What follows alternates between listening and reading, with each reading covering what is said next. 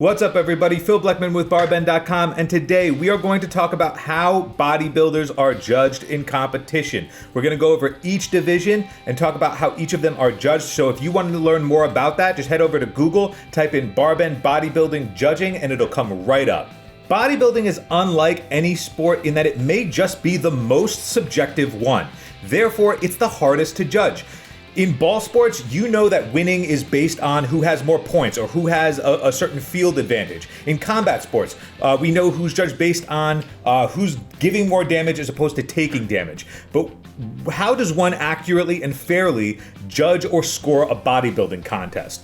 There is a scoring system in place, which we're going to go over. However, judging a series of conditioned and muscular physiques is challenging, especially when the competitors themselves keep evolving year after year after year. From the 1950s to the 1980s, bodybuilders sought out an objectively more trim aesthetic physique.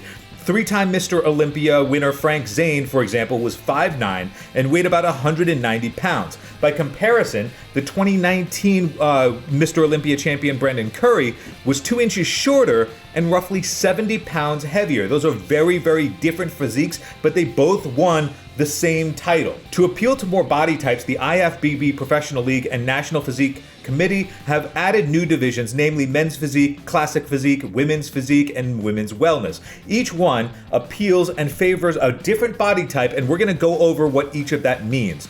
But here is a breakdown of how the scoring system works and how each division is judged. First off, each competitor needs muscle mass. A bodybuilder needs to have developed muscles, otherwise judges can't accurately critique the shape and symmetry and conditioning. A large muscle has more visible separation and striations, which are the visible muscle fibers that ripple when flexed. And what's more is athletes must ensure that the muscles are large, but in the right proportions. A small upper chest and a large lower chest may not be appealing, the same way that big quads may not be appealing with small calves or underdeveloped calves. So the muscle must be all around substantial and in proportion to score points on muscle mass. On the flip side, definition is also a big deal. Packaging a ton of smooth, soft muscle mass isn't going to win any shows. A winning physique is a sculpted physique. Typically, competitors want to come in at a body fat percentage of around 5%, which is low enough to allow judges to see the grooves and texture of the actual muscle as well as its vascularity. Getting one's body fat down that low, a body fat percentage down to 5%, is extremely low, and that requires months and months of rigorous macro counting. And closer to competition, some competitors even begin to manipulate their water and carbohydrate intake. In some cases, they'll even take diuretics to drain as much water as possible from between their muscles and skin. So you have to have muscle mass and definition of that muscle mass in order to score well. Finally, you have symmetry and balance. Now, while size and definition are important factors, an unbalanced body has been the downfall of many prolific bodybuilders. Overpowering legs, underdeveloped biceps, a mismatched deltoids, these can all plague a bodybuilder's chances to win a contest because it will plague their overall physique. Unfortunately, there are factors that one can't change, such as limb length or muscle insertion points. Those things can also negatively affect your proportions. Unfortunately, those are things that competitors can't train. And because it's a subjective sport, the overall aesthetic still wins. So you can be hindered or helped by your genetic makeup. Other uncontrollable factors are things like the shape of your muscles or where the muscle sits on a body. Those are all important things that are going to be judged in competition, but they're also things that can't really be trained. An example of this is 8-time Mr. Olympia Ronnie Coleman was undoubtedly a hard worker, but few human beings can actually achieve a physique that is both 298 pounds and sub 5% body fat. So let's go into how bodybuilding is actually scored in each division. According to IFBBpro.com, quote, judges will score competitors according to the, quote, total package, unquote, unquote. Now, total package is referred to as the balance of size, symmetry, and muscularity.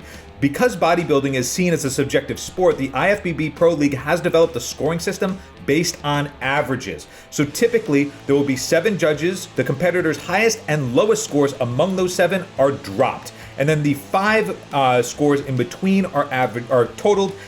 And in Mr. Olympia competition, competitors are ranked 1 through 15. Everybody outside of the 15th rank are just considered in 16th place. So if you didn't come in 15th place, you just didn't rank essentially. So they rank 1 through 15, and it's the lowest score that wins. So if you have a score of 1, which would be incredible, that's a nearly judged perfect physique. Let's say you had a score of 1 and somebody else had a score of 3. The person who scored 1 wins. Essentially, if you score a point, it means that there was something negative about your physique in terms of judging. So you want the lowest score. Think about it like golf. The lowest score wins. So let's dive into an explanation specifically about the divisions in the IFBB. First off, we'll talk about men's open bodybuilding and the 212 category. Now, 212 just means that there is a weight cap of 212 pounds. So when people hear the word bodybuilding, this is the class of competitors they usually will think about. I mean, it's called the Mr. Olympia event. The Mr. Olympia is the open bodybuilding contest. So this is really the pinnacle of the bodybuilding sport. The men's open is comprised of the largest and most conditioned athletes. Now, size rules in this class. The 212 division, which is separate from the open, athletes have to weigh less than 212 pounds to compete, but otherwise the criteria for posing and judges is the same. There are 8 mandatory poses that each competitor must do in their posing routine. In both the open and the 212 division, they are the front double biceps, the front lat spread, the side chest, the back double biceps, the back lat spread, the side triceps, the abdominals and thighs, and the most muscular pose. Now, a posing routine is going to vary from athlete to athlete. They do get to have some artistic input when it comes to how they want to do their posing routine, the music that they want to use for their posing routine, but you're going to see that somewhere in their posing choreography is going to be all 8 of those poses. Those are required in order to be judged. They will always be seen. They may be mixed and matched. They don't necessarily have to go in order, but you do have to have them in your posing routine somewhere. Next up, we have Classic Physique. In 2016, the National Physique Committee and IFBB Pro League introduced the Classic Physique division, and this division factors physiques that harken back to the, quote, golden era of bodybuilding in the 1960s to the 1980s. There are a series of height and weight limits within Classic Physique, which is unlike open. And the judges look for mass, but more so, they look for conditioning and symmetry. There is a certain aesthetic that goes along with classic physique. Here's an example. If you can think of like Greek statues and like the poses that Greek statues would do, that's really the feel of the aesthetic that they're going for in classic physique. It really harkens back to that golden era that I mentioned. The poses that are required in this division are the front double biceps, the side chest, the back double biceps, the abdominals and thighs pose, and their favorite classic pose, but it can't be most muscular. So classic pose will be something like, if you've ever seen wrists over the top of the head, but they get to choose their favorite classic pose in addition to the 4 poses that are required. Moving on now to men's physique. Now, men's physique competitors are judged on who has the most athletic looking physique, based on shape and symmetry combined with muscularity and overall condition, but also they need to have stage presence and poise because those play a factor as well. Athletes should appear confident. That is going to influence judging. The competitors wear board shorts, which cover their thighs. Instead of the traditional bodybuilding poses, men's physique competitors compete in a series of quarter turns to show off their bodies from different angles. Next up, we have wheelchair bodybuilding. The WCBB is an organization of competitors who use wheelchairs in a separate federation from the IFBB Pro League. However, athletes in this class can earn an IFBB Pro card and compete at the Olympia. So judges look at the musculature of the upper body, and competitors complete 4 mandatory poses for the judges. Another distinction is that the athletes wear loose-fitting training pants instead of posing trunks. So here are the 4 mandatory poses that they are judged on. They have the front double biceps, the side chest, the back double biceps, and the abdominals. Next up, we are going to talk about women's bodybuilding. So for the first time since 2014, women's bodybuilding is making its return to the Olympia stage. Of all the women's divisions, competitors in this class sport the most muscle mass. They are judged on size, conditioning, and symmetry, and they also hit the same poses that the men do in the open and 212 competitions. All of them, I should say, minus the most muscular. They don't do that pose.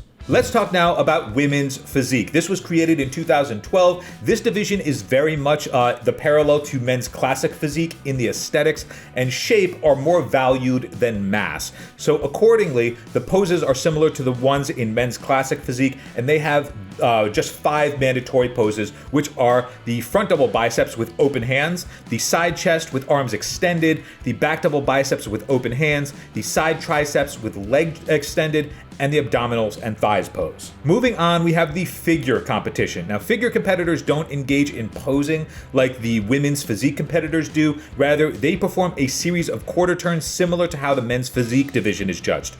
In this division, women are judged heavily on balance and shape, specifically in the hamstrings, glutes, shoulders, and back. Judges don't want to see deep musculature and striations often found in women's physique competitions in figure. Next up, we have the fitness competition. Women's fitness is the most dynamic competition in the sport.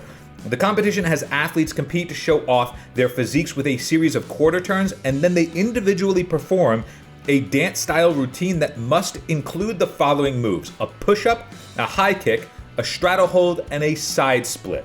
The next division is bikini. Bikini competitors are judged on balance and shape and overall appearance, including their hair, their skin tone, their complexion, and their poise.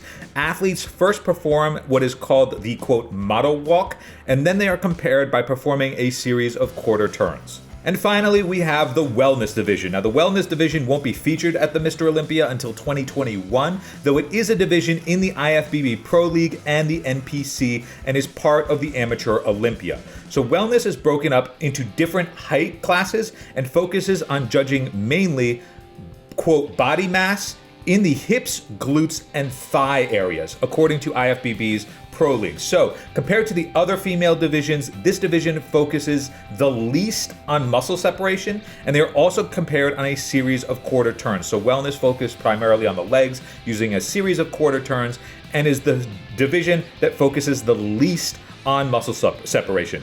So there you have it. There is how each division in bodybuilding is judged, the poses that are required by each division, and how they parallel in both the men's and women's divisions. If you want to learn more about how bodybuilding is judged, just go over to Google, type in Barbend Bodybuilding Judging, and you can learn all you could ever want to know. I'm Phil Bleckman for Barbend.com, and we will catch you next time.